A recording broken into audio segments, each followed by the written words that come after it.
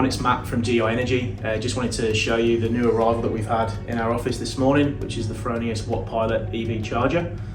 A lot of you may already have an electric vehicle with or without solar, or be considered an electric vehicle for your home. This is just a really great way of utilising excess solar energy to work directly from the system to charge your car. So the Fronius Watt Pilot comes in an 11 kilowatt and 22 kilowatt model. The 22 kilowatt model can be used if you have 3-phase power at home. And they've also released a portable one that you can obviously take if you're going on a long journey and need to charge it somewhere. So a lot of our clients want to understand exactly how this will work for their home. So if we have quite a common electric vehicle like a Tesla Model 3 that a lot of people have, they may be just charging that at the moment just from a simple power point in their home on a really slow trickle charge through the day or overnight.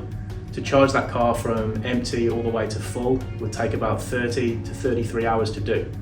If we incorporate an EV charger, if there isn't one already in place, this can work, as I said, in an 11 kilowatt or 22 kilowatt model, so potentially up to that full draw.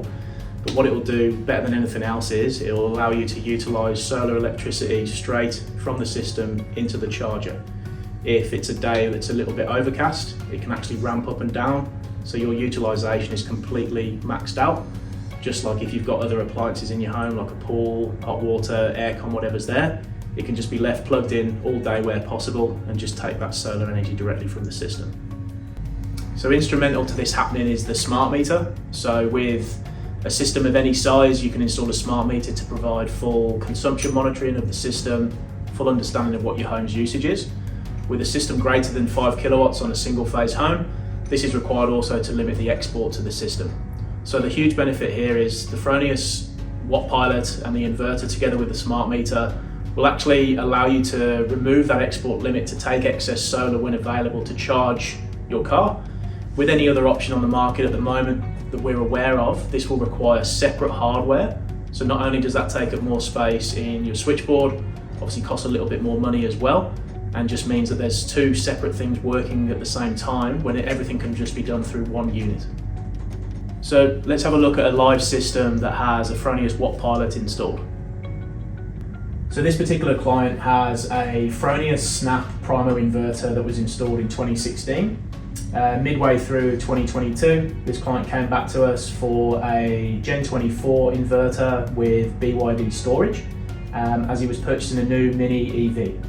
The Mini's got a 35 kilowatt hour battery built in.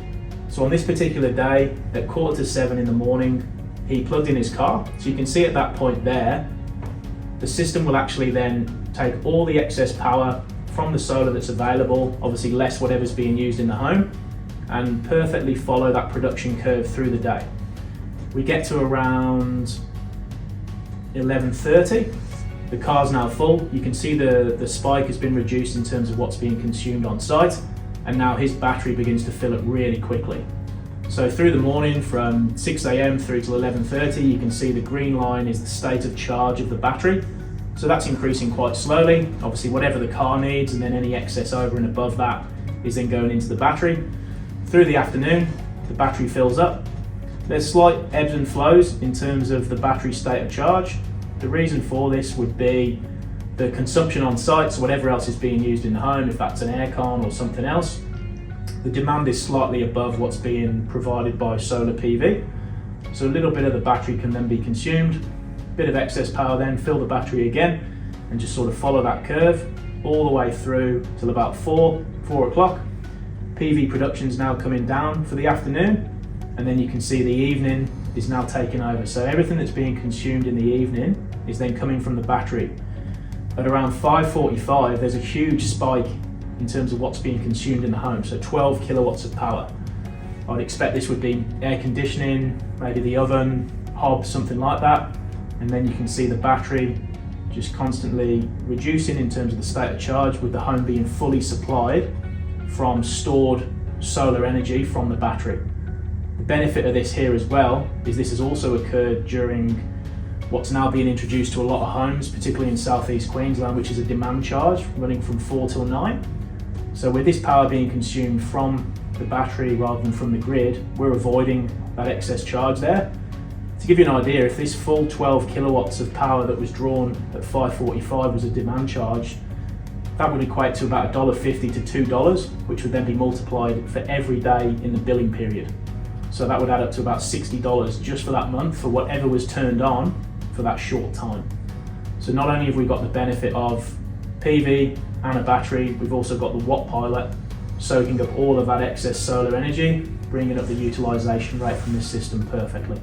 So in summary, the benefits of the Watt Pilot are it'll soak up any excess solar energy that's available that's not being consumed in your home, all through one piece of hardware that's also providing you monitoring. So there's no need for additional hardware, excess cost, space in your meter box being utilized that you may need for other things in the future.